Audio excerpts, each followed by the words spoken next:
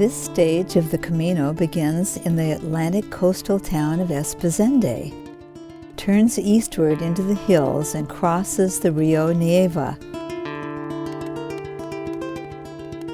After that, there's a steady climb from the river and another proceeding a pleasant downhill into Viana del Castelo, a 26-kilometer ride.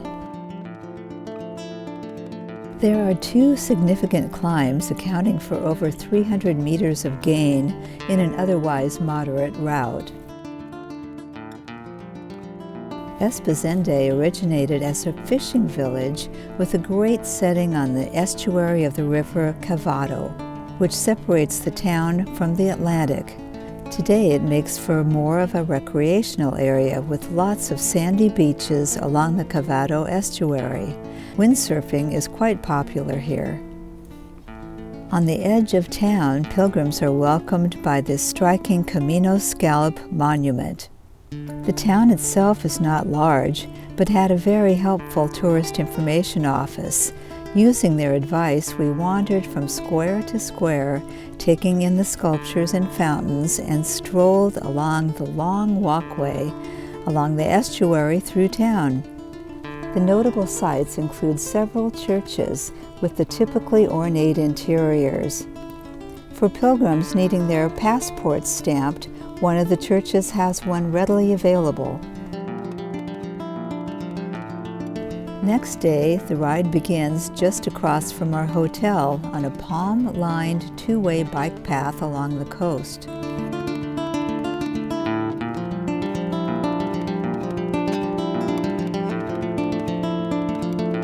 After about 3 kilometers, the route turns away from the coast on a quiet one-lane road shared with a few cars, but soon segueing into even smaller paths through tiny villages and some wooded areas. There's some moderate ascending and descending on varied road surfaces, from bike paths to small shared roads to cobbles to rough dirt and rocks.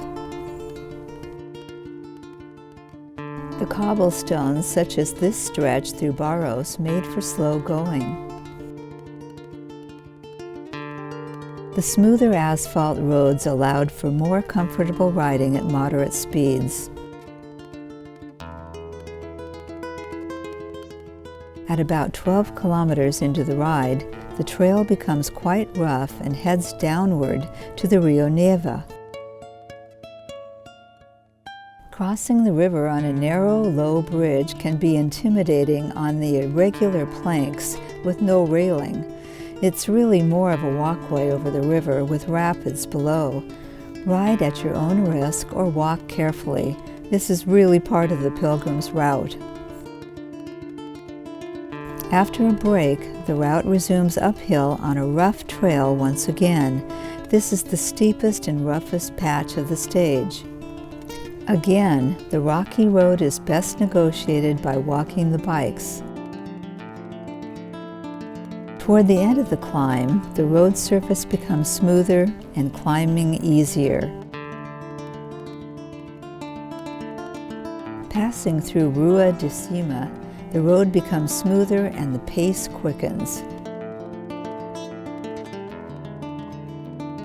At 13.5 kilometers, there's an opportunity to visit Igreja de Santiago, where a pilgrim stamp is available. After that, the next 3 kilometers are cobbled, rocky, and forested, slow going but quiet until reaching a paved secondary highway, the M544, at 18 kilometers. At 23 kilometers, the route joins the main highway, the busy N13, for the last leg into Viana. The final approach is over Eiffel's old iron double-decker rail and auto bridge, using the left side and walking the bikes over the River Lima to enter Viana del Castelo. It's a long and busy bridge.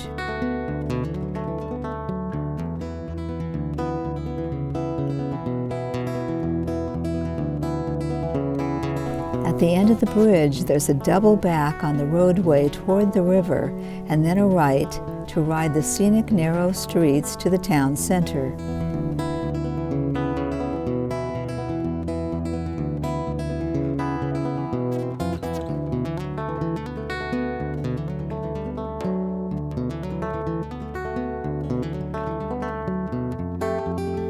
Our hotel is a few meters from Main Street. After checking into our small hotel, we all headed out to explore. The elevator, or funicular, takes us up the hill to see the Basilica de Santa Luzia. The elevator was featured in National Geographic and is the longest in Portugal. The view at the top is spectacular. Then it was back down to explore the town squares, churches, and fort that played a role in protecting the town from pirates. There is also a nice waterside park beside the Lima River. Many of the historical buildings date back to the Portuguese Age of Discovery in the 16th century, when ships sailed the world discovering new territories for Portugal. Like many of the churches in the region, this one is adorned with the typical Portuguese blue and white tiles documenting historic and religious events. It has a small-town feel, good for wandering. The town is noted for its local costumes and handicrafts, and there are several museums that are well worth visiting, especially the Costume Museum. Don't miss the pastry shops and check out the ladies selling fresh sardines from their street carts.